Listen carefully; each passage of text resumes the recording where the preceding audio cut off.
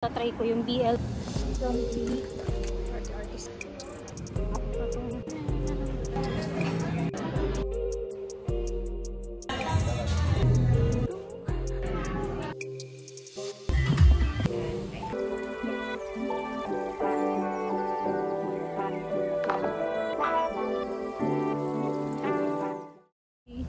Walking again. Kasi na-feel ko lang ngayon. Almost 1 week. Puro ulan, bagyo here. Ngayon lang talaga umaraw. Pupunta lang ako ng SM Pulilan. May bibili lang ako, parang grocery lang. Tapos meron ako nakitang cafe na malapit sa crossing ng Pulilan. Tatry ko yung BLCN coffee. Sana hindi matao. Maganda yung pinuntahan naming cafe kahapon, yung sa Serious Espresso. Kasi at peace. Pwedeng mag-picture-picture na pag-grocery na ng konti. Pinaparap siya na A4 clear book, kaya lang puro long and short. So since luluwas naman ako tomorrow, try na lang ako maghanap na A4. Tapos may specific color kasi, royal blue. So wala, ibang color merong A4.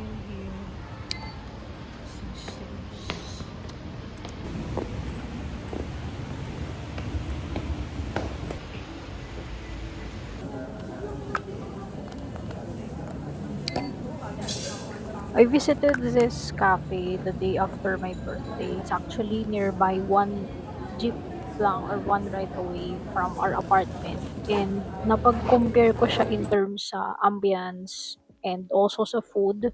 Ambience is quite good kasi pwede siyang co-working space and also madami ding mga tables and chairs. Kaya lang pag medyo nag-crowded na yung place, medyo hindi na siya ganong at peace.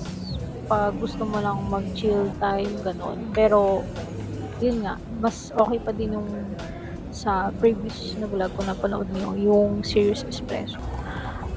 Lalo yung matcha nila, parang hindi ko bet pag tawag dito, oat milk yung ginamit.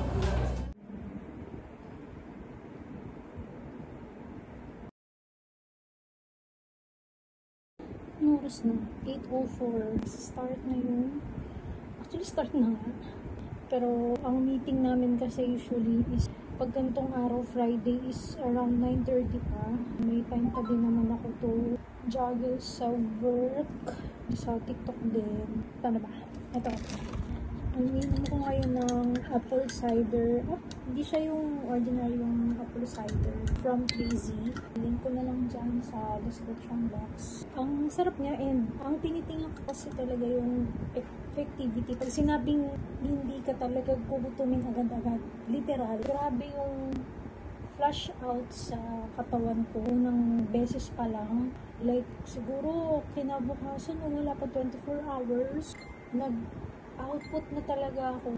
Talaga sinaid yung lahat ng kinain ko that day. Parang nagtagal din naman yung effect na sa akin, more than 1 day pa nga. Ang sarap. Promise. Green apple flavor. Try lang ako ng 3 days. Meron din kasi sila yung per sachet basis and meron din yung pang 1 week. I think mas makakatipid kayo pag yung bultuhan na yung binili nyo. So, check out naman ko. Na-receive ko na galing kay Shine, tsaka kay Baby Cassie. Thank you so much. Ang bilis dumating.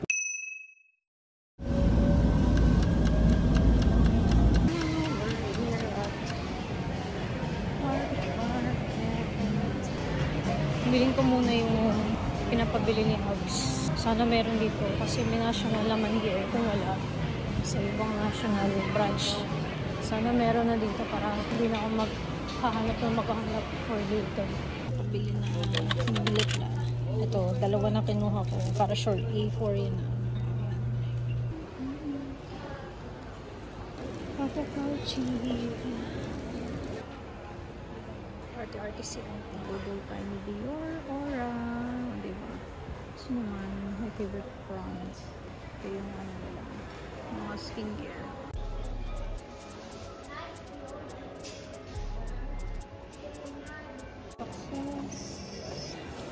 Diba?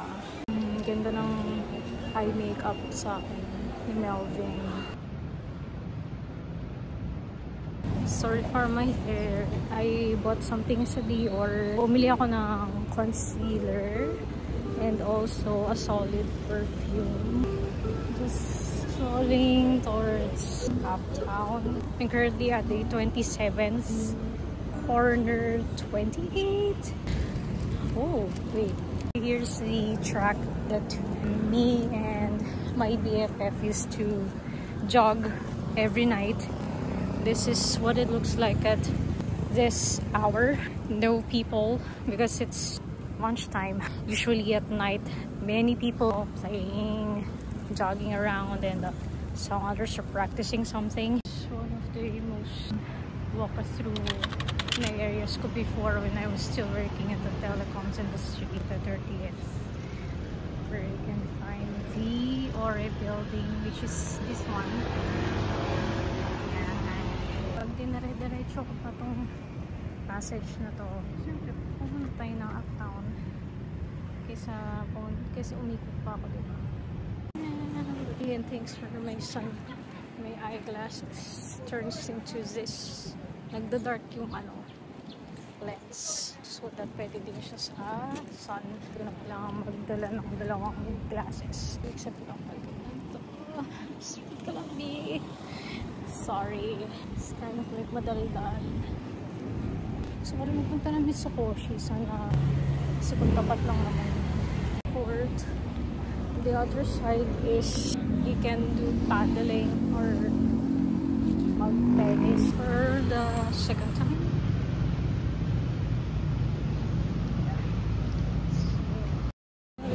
Here at downtown, just gonna freshen up a bit because really sweaty walking and walking. Need to find the nearest restroom.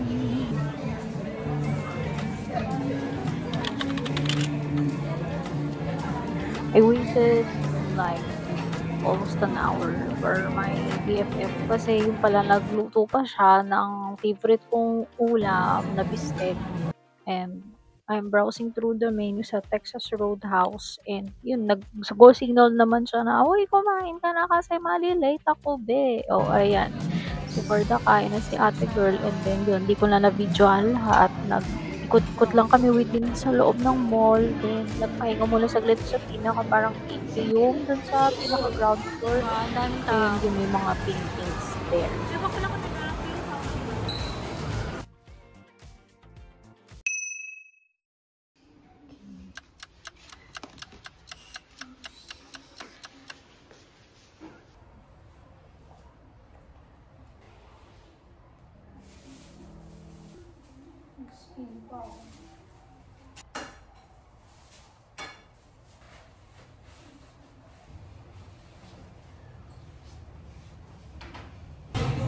Here is the technically last working out day kasi may mga need akong asikasuhin personally inside and outside the apartment in terms of, syempre, baka napapabayaan ko na yung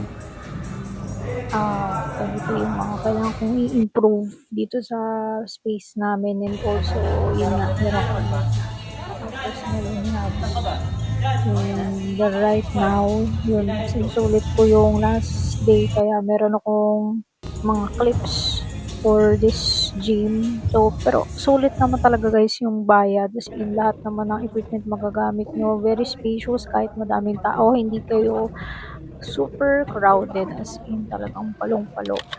And I should say na it really helped talaga dun sa everyday na mga task ko. Like, hindi agad ako madaling mapagod, hindi ako hinihingal. And at the same time, namamanage ko yung aking food intake in terms sa kung ano ba dapat yung capacity or limit ko na pwedeng kainin throughout the day. Whether sobrang exhausting yung mga ginagawa ko. And yun. Kaya masasabi ko na maraming pwedeng mangyari sa mga susunod and malalaman nyo rin yan, promise.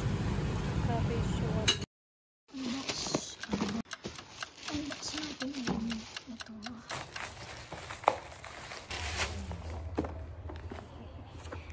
Nawalaan niyo ba kung ano ito?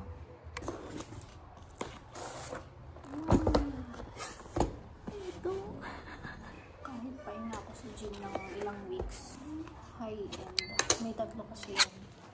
Yung basic, high-end, and flagship. Pinakamahal yung flagship. So, kuno ko yung nasa gitna, which is yung high-end. So, yung tsura niya.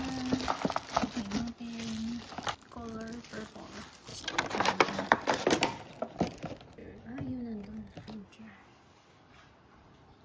Tapos yung massaging belt. Meron din siyang sa nito.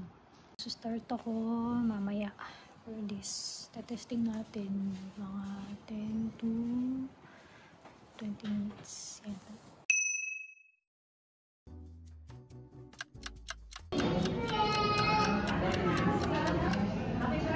This particular day, hindi na ako nakapag-vlog ng mga previous na araw. Then, nayaya lang ako ng future sister-in-law ko dito sa Giginto area na mag-cafe lunch out. And yun, tagal na namin kasi hindi nakapag-catch up. And dito sa 6 months, okay naman siya. Spacious din, malawak, maaliwalas. Pagbukas lang siya actually. And then, enjoy na namin yung food and yung company. Medyo limited lang sa food options.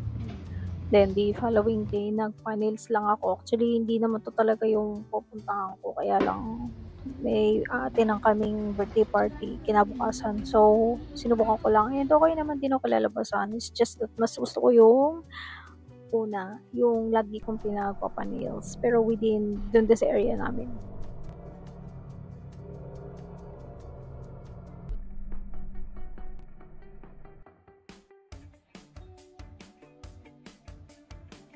Attending Kilan's birthday. So, kasabay ang hosting namin. And yun na, since inaanak ko na si Alita, yung panganay na anak nila kumare. So, dito na kami nagdiretso sa reception.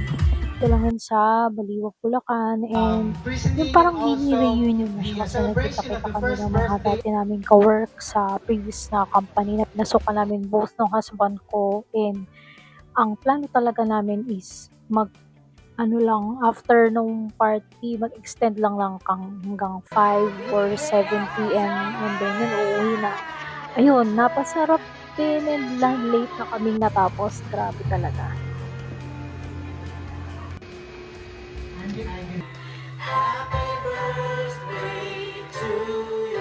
You do the wishing and let you do the counting. The three counts of your wishes for Ilan starts now. 2 counts left. Ako dati yung 1 count left. Plenty of time to make a wish. Hey, palapakan naman natin. There you go. And of course, to make our celebration. Ayun, anak ni... Pero laki tong SNR na to kaysa yung nasa Malolo. Ay, oo naman. Kaya lang yung location niya. Kaya lang umalis na ako eh. Service din ko.